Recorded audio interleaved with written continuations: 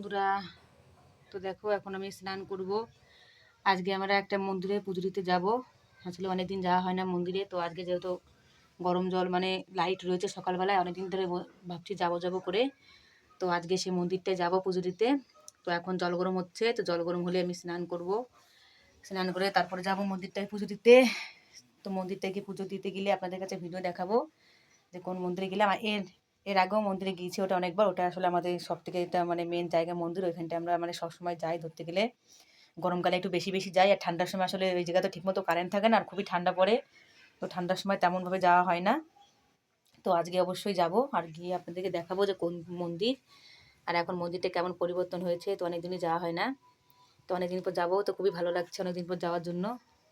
আসলে ওখানে চাউনি, আমরা তো মা কালীর পুজো দিই, মানে মা কালীর ভক্ত খুবই।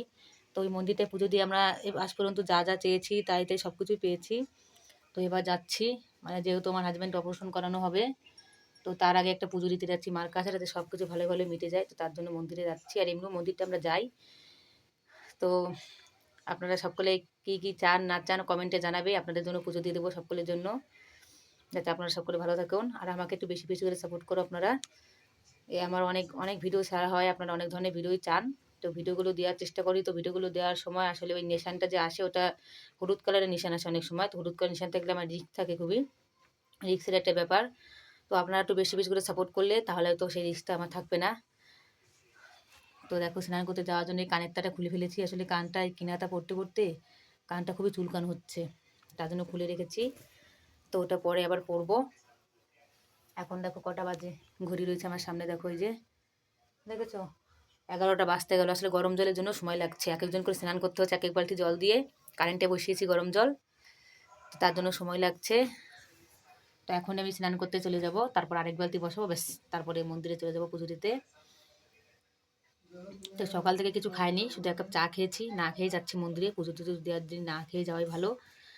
তো আমাদের এখানে মন্দিরের আশেপাশে লোকেশনটা কেমন, এখন শস্যগুলো কত বড় হয়েছে সেটা আপনাদেরকে দেখাবো আমি, যে কত বড় শস্য হয়েছে এখন।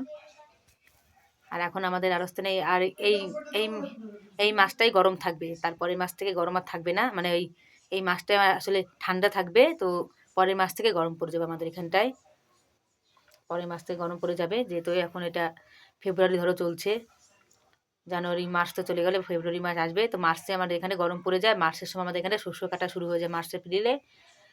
তো বন্ধুরা, শস্যগুলো কত বড় হয়েছে, শস্যর কেমন ফুল হয়েছে সেটাও আপনাদেরকে দেখাবো আজকে।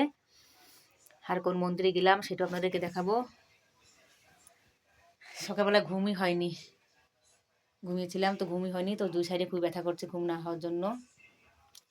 তো ঠিক আছে বন্ধুরা, তো রাখছি, যাই স্নান করে নিই, তারপর আপনাদের সঙ্গে আবার দেখা হবে পরে। একটা আর কালকে লাইভে আসার কথা বলেছিলাম, আসলে আমাদের এখানটা কজন ধরে বিয়ে মানে বিয়ে তো পাশের বাড়িতে বিয়ে, তো তার জন্য ডিজি বাজছে, মানে খুবই জোরে জোরে আসলে গান বাজছে। তো গানের কোনো গান চলে এলে তো লাইভে ইস্যু দিয়ে দেবে, তো তার জন্য আমি লাইভে আসতে পারছি না। তো আজকে আমি দিনের বেলার দিকে লাইভে আসবো, মানে মন্দির থেকে পুজো দিয়ে হয়ে এসে একটু খাওয়া দাওয়া করে তারপরে আমি লাইভে চলে আসবো দুপুরবেলার দিকে। তো বন্ধুরা সকলে ভালো থাকবেন, আবার দেখা হচ্ছে, টাটা।